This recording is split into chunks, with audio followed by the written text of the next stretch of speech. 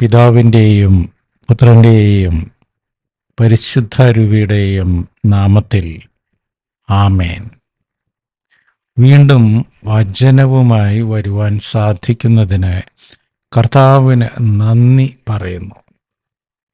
സങ്കീർത്തനം 90:10.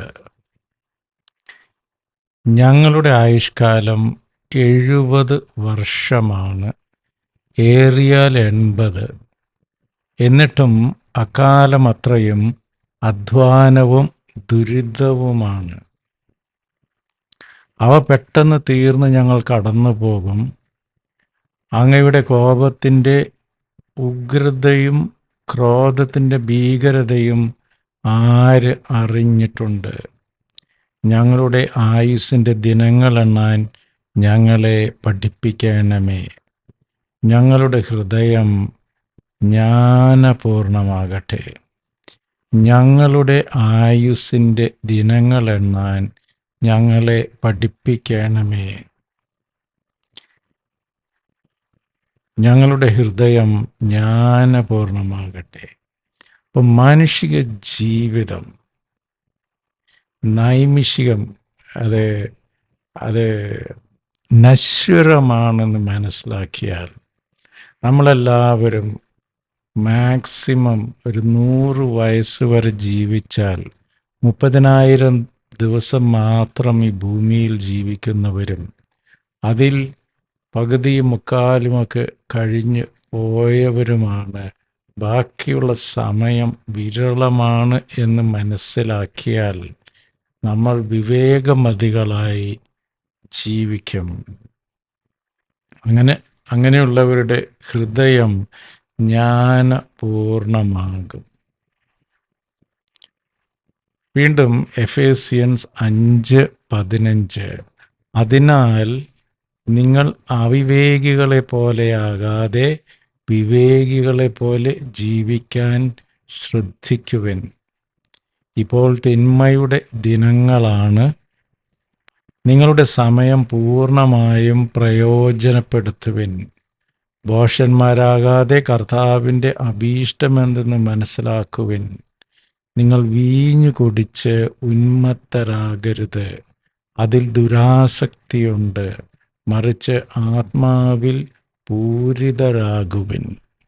വെറുതെ അവരും ഇവരുമൊക്കെ പറയുന്നത് കേട്ട് അതിൻ്റെയൊക്കെ പുറകെ അലഞ്ഞ് ലഹരി വസ്തുക്കളൊക്കെ ഉപയോഗിച്ച് സമയം വെറുതെ നഷ്ടപ്പെടുത്തി ഭോഷന്മാരായി പോകരുതെന്ന് കർത്താവ് നമ്മളെ ഉദ്ബോധിപ്പിക്കുന്നു. ഈ വചനങ്ങൾ നമ്മളെ ഉദ്ബോധിപ്പിക്കുന്നു. അപ്പോൾ സമയത്തിനാണ് വില. നമുക്കൊരു ദിവസം ആകെ 24 മണിക്കൂർ, 8 മണിക്കൂർ ജോലി ചെയ്യണം, 8 മണിക്കൂർ പേഴ്സണലായിട്ടുള്ള യാത്രയും പേഴ്സണലായിട്ടുള്ള ആവശ്യങ്ങളൊക്കെ 8 മണിക്കൂർ, 8 മണിക്കൂർ വിശ്രമം. ഈ സമയങ്ങൾക്കുള്ളിൽ കർത്താവിന് പ്രീതികരമായിട്ടുള്ള കാര്യങ്ങൾ മാത്രം നമുക്ക് ചെയ്യാം. പലരും പറയാറുണ്ട് പ്രാർത്ഥിക്കാൻ സമയം കിട്ടാറില്ല. പക്ഷെ അതേസമയം നമ്മൾ നോക്കിയിട്ടുണ്ടെങ്കിൽ ഫേസ്ബുക്കിൽ മണിക്കൂറുകൾ നമ്മൾ സ്പെൻഡ് ചെയ്തിട്ടുണ്ടാകും. ധ്യാനിക്കാൻ സമയമില്ല, കാരണം ആ സമയമൊക്കെ ഫേസ്ബുക്കിൽ പോയിരിക്കുകയാണ്. പള്ളിയിൽ വിശുദ്ധ ബലി അർപ്പിക്കാൻ സമയമില്ല, കാരണം ഈ ഫേസ്ബുക്കൊക്കെ നോക്കിയിരുന്ന് ലേറ്റായിട്ടാണ് ഉറങ്ങിയത്. പിറ്റേ ദിവസം ഉറങ്ങിയപ്പോൾ ലേറ്റായി പോകും. ഇങ്ങനെ കർത്താവിന് 1-ാം സ്ഥാനം കൊടുക്കാത്ത പ്രവൃത്തികളിൽ നമ്മുടെ സമയം വൃഥ ചെലവാക്കി കളയരുത്. നമ്മൾ ഒന്നിനും അടിമയാകാൻ പാടില്ല.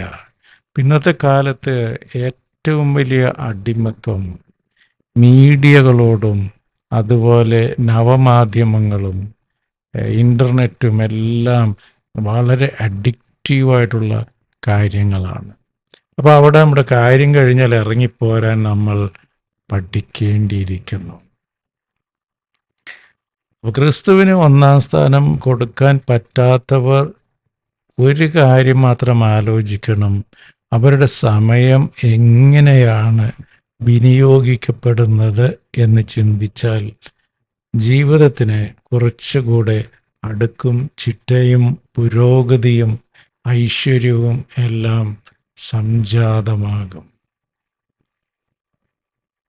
ഇപ്പോൾ ഈ ആധുനിക കാലഘട്ടത്തിലെ അടിമത്തങ്ങൾ മദ്യവും മദിരാക്ഷിയും മയക്കുമരുന്നും മാത്രമല്ല, ഇൻ്റർനെറ്റും ഫേസ്ബുക്കും ഇൻസ്റ്റാഗ്രാമും ഇതെല്ലാം നമ്മളെ അടിമപ്പെടുത്തുന്ന കാര്യങ്ങൾ തന്നെയാണ്. അതിനകത്ത് ഗുണവുമുണ്ട് ദോഷവുമുണ്ട്. അത് മനസ്സിലാക്കി ഒന്നിനും അടിമപ്പെടാതെ ജീവിക്കുവാനുള്ള കൃപയ്ക്കായി നമുക്ക് സർവേശ്വരനോട് പ്രാർത്ഥിക്കാം. ദൈവം നമ്മെ എല്ലാവരെയും സമൃദ്ധമായി അനുഗ്രഹിക്കട്ടെ. നമ്മുടെ സമയം കർത്താവിന് പ്രീതികരമായ രീതിയിൽ ഏറ്റവും പ്രൊഡക്റ്റീവായി ഉപയോഗിക്കുവാനുള്ള കൃപയ്ക്കായി, വിവേകത്തിനായി നമുക്ക് സർവേശ്വരനോട് പ്രാർത്ഥിക്കാം. ദൈവം നമ്മെ എല്ലാവരെയും പരിശുദ്ധാത്മാവിന് നൽകി പരിശുദ്ധാത്മാവിനാൽ പ്രചോദിതരായി വിവേകം മദ്ദികളായി ജീവിക്കുവാനുള്ള കൃപ സർവേശ്വരൻ നമുക്കെല്ലാവർക്കും നൽകി അനുഗ്രഹിക്കട്ടെ. God bless you. നിങ്ങളും എനിക്ക് വേണ്ടി പ്രത്യേകം പ്രാർത്ഥിക്കുമല്ലോ. ആമേൻ.